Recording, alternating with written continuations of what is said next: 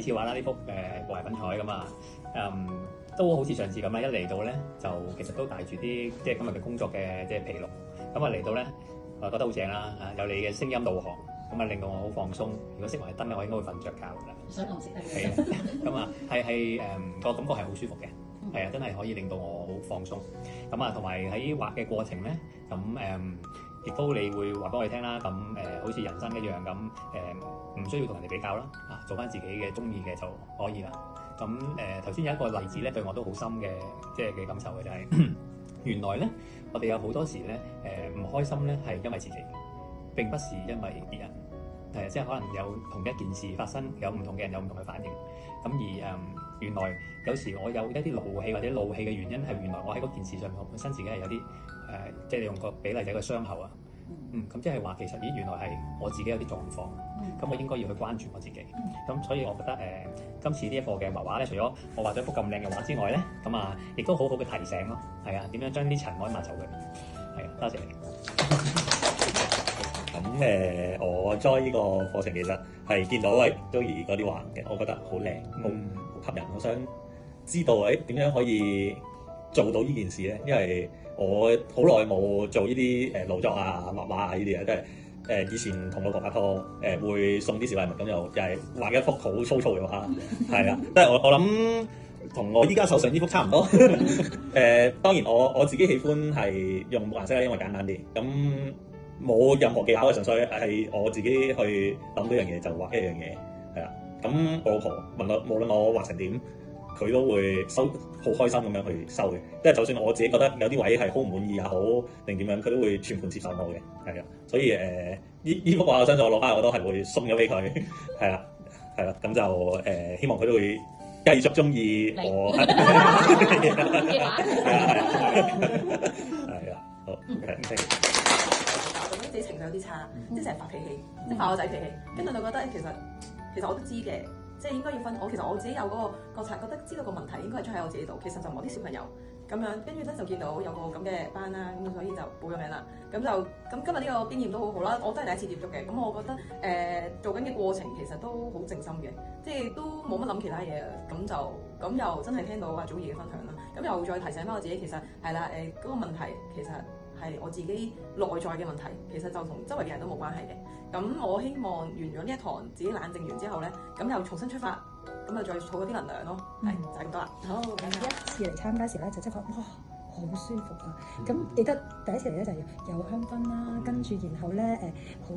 香嘅味道令我好舒服，好 clean 啦，跟住好似仲滴咗啲喺我隻手度咁樣，聞下先咁樣嗰啲咧，好舒服啦。跟住係又合埋眼啦，咁又係由阿祖兒用好靚嘅聲音去帶領啦，咁就我就成個人就舒服晒咁樣，跟住就開始畫畫。同埋咧其實我都一直咧都有畫開油畫嘅，咁其實細個都係讀 art 嘅，咁其實咁就我覺得可以用手指去 touch 嗰種感覺咧，係我覺得好舒服。當然用素描畫咧都其實都 touch 嘅，咁但係就冇咁個 texture 冇咁sensitive 咯，即係又好感恩嘅，可以真係有機會嚟到啦。咁其實係俾祖兒帶領，咁就可以去係一個好舒服嘅時間，可以同埋一班，即係一班。其實我都覺得係一種吸引力法則嘅。其實我哋一班同學聚埋一齊咧，其實都有共同嘅理念啦，同埋有一個即係希望啦，即係期盼嘅幸福關係嘅一班人咧，咁聚埋一齊咧，嗰一種嘅bonding 係令我覺得係好安全嘅，好舒服嘅。咁我就喺今日裏面咧，同樣嘅即係好似阿青先講話，其實每個人可能真係都有自己嘅背景啦，咁聽一啲事或者遇到一啲事嘅時候，個反應都會唔同咯。咁我希望我自己可以更加去了解自己，咁可以將自己隱藏住一啲嘅傷口，或者係一啲我自己都唔察覺嘅一啲感受咧，咁都可以即係可以去令佢可以得到修復。咁睇嘅時候就真係可以用一個更好、更正面嘅方向去睇咯，係啊。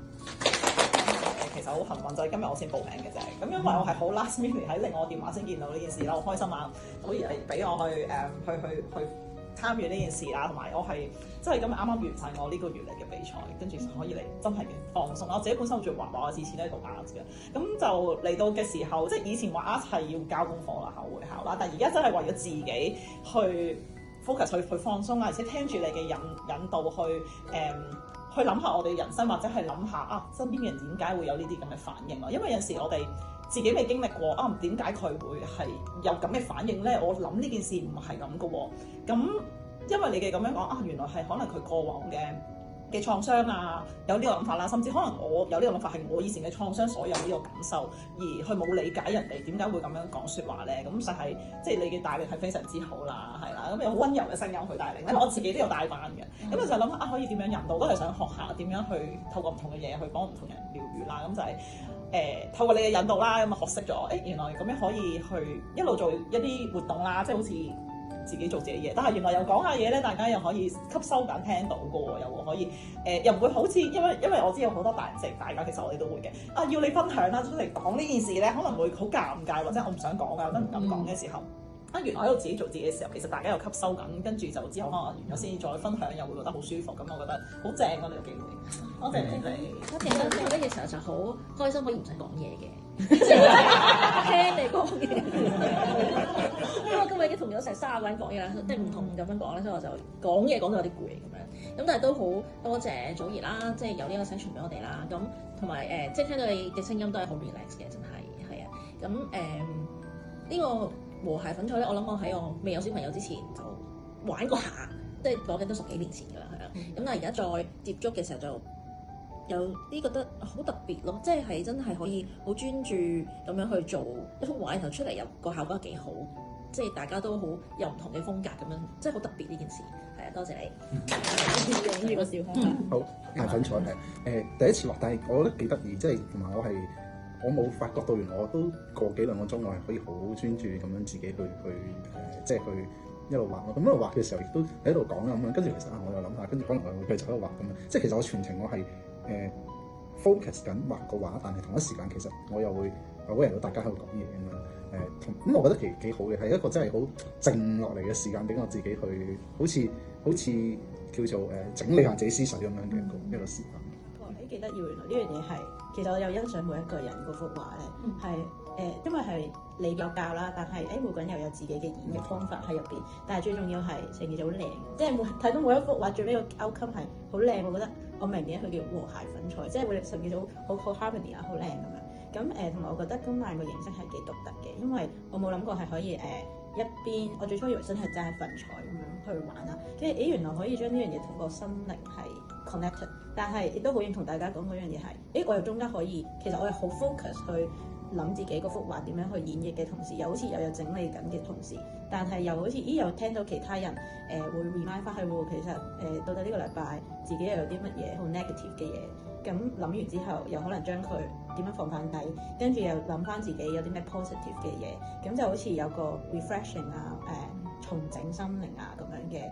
我冇諗過真係透過畫畫嘅過程可以做到啲咁嘅，所以我覺得幾有趣咯呢樣嘢。同埋我中意個 term 即係 Happy Friday 咁樣，即係可以好 relax 啊咁樣，因為我本身自己逢星期五我都安排自己盡量唔使翻工嘅，咁所以我就本身都已經有少少類似重整心靈，跟住加上有埋呢個，就覺得very good。